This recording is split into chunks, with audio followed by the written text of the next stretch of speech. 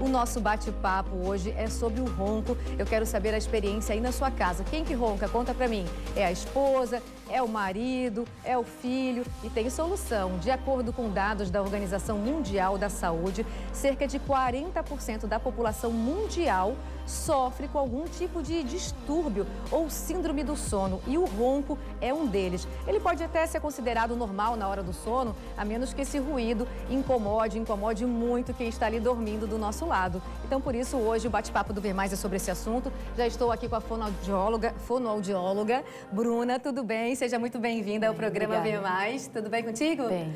Pra gente explicar para o pessoal de casa, o que provoca o ronco, Bruna? Então, o ronco, ele é quando a gente está... O ar, ele precisa, para entrar na via aérea, ele passa pelo nariz, tem que fazer um caminhozinho aqui por trás no pescoço até entrar. Ele precisa ter um espaço adequado para passar ali. E quando a gente está roncando, esse ar está com alguma dificuldade para conseguir passar. Está impedindo a passagem dele e essa vibração gera o ronco. Ô, Bruna, e muita gente considera o ronco normal, não leva tão a sério, mas tem que investigar essa causa. Exato. Culturalmente, o ronco é aceito, né? Mas ele não tem nada de normal. Roncar tem alguma coisa de errado. E uma das nossas principais preocupações é porque o ronco é um dos principais fatores que levam à apneia, que daí a gente pode ter complicações mais sérias. Bruna, e como que a gente pode identificar se a pessoa faz um barulhinho levinho na hora de dormir? Tem que investigar ou só se esse barulho está incomodando quem dorme do lado? O barulhinho levinho, ele pode às vezes ser só um início, né? Mas a intensidade, a frequência com que ele acontece é o que tem que chamar a nossa atenção. Às vezes a gente sabe que relaxar um pouquinho mais a musculatura, beber um pouquinho antes de dormir, vai causar um ronco. Só naquele momento e depois, durante os outros dias que a gente não faz tanto uso excessivo de álcool, a gente não tem esses problemas, tranquilo. Agora, quando ele se torna com uma frequência, uma duração mais contínua, aí a gente tem que procurar investigar. Isso que eu ia te perguntar. Então, o ronco ele pode estar relacionado esporadicamente a alguns fatores. Pode. Consumo de álcool, quais outros fatores? Normalmente a gente vai ter o ronco porque a gente relaxa essa musculatura da faringe, do pescoço, né? Então a gente sabe que quando a gente exagera um pouco no álcool, quando a gente tem outros, né? Às vezes até uma amidalite, infecção de via aérea mais superior, alteração no nariz, né? Adenoide, hipertrofia, alguma obstrução nessa região, a gente vai complicar a passagem do ar e gerar o ronco. Às vezes a gente ouve falar que quando a gente está muito cansado, a gente está mais propício a roncar. Isso é verdade ou é mito? É verdade, porque a gente relaxa a musculatura. Sempre que a gente relaxar a musculatura no pescoço, a gente vai roncar um pouco mais. E a posição que a gente deita para dormir, está relacionado também ao ronco? Está relacionada pelo mesmo motivo. Quando a gente deita, a gente tende a fazer um colapso maior na região.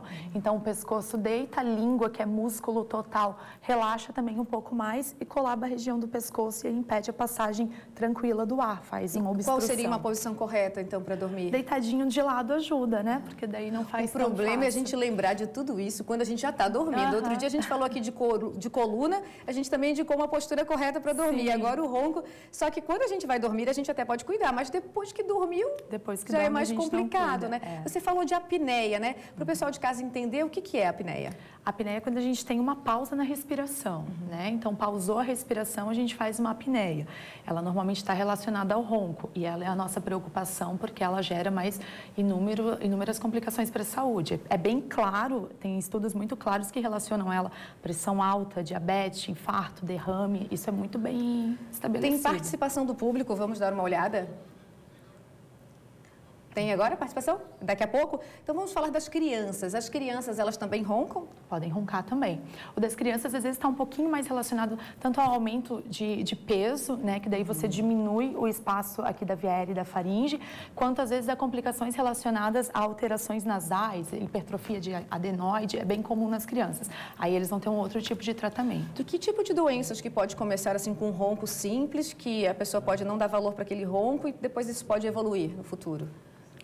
Você pode começar só com um ronco, a gente chama de ronco primário, quando não tem associado a apneia, né? Então, ela começou só com um barulhinho. Aquilo ali já é um problema que a gente tem que ter atenção.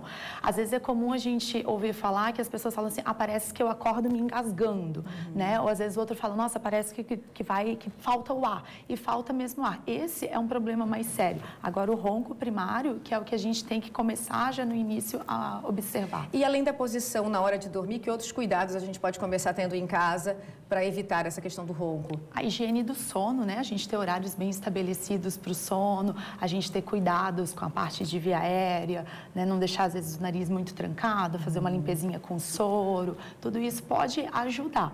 E aí você ter principalmente as questões de qualidade mais relacionada ao seu índice de massa corporal, e aí não ter, às vezes, muito tecido adiposo, muita gordurinha nessa região, também vai ajudar. A questão da gordura, do sobrepeso, interfere em tudo, interfere muito na saúde. Agora sim a gente tem a participação do nosso público.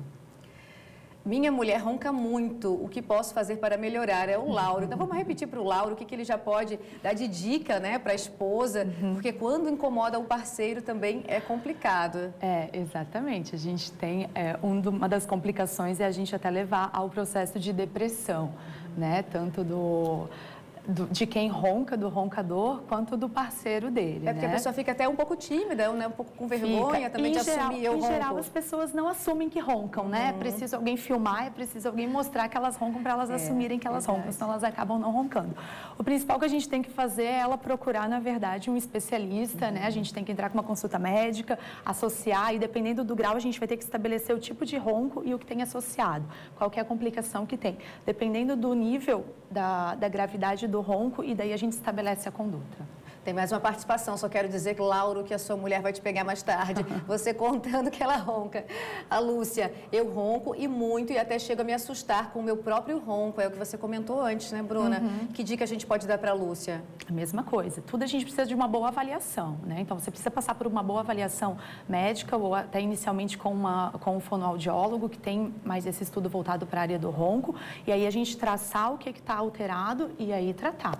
Tem tratamento. O importante é a gente saber que tem tratamento, a gente perceber e saber que tem tratamento. Porque, como a gente falou no início, ele é culturalmente aceito, o ronco. As pessoas zombam disso, é engraçado, eu acho que, mas às vezes o parceiro fica até constrangido até de reclamar de verdade, né? Faz aquela brincadeira, a esposa ronca, mas fica meio assim de falar, você ronca, procura um médico. Que tem um estudo em São Paulo que prova que quanto maior o grau de apneia, maior é o nível de insatisfação sexual também. Então, isso está muito relacionado. E aí, no caso de parceiros, de pessoas, né, que são casados, isso tem uma influência muito alta. E o sono interfere em tudo, né? Interfere no nosso humor, na nossa produção no trabalho, na nossa vida, em tudo. Então, tem que cuidar, sim, da saúde do seu sono. Bruna, obrigada pela sua participação hoje aqui no programa Ver Mais.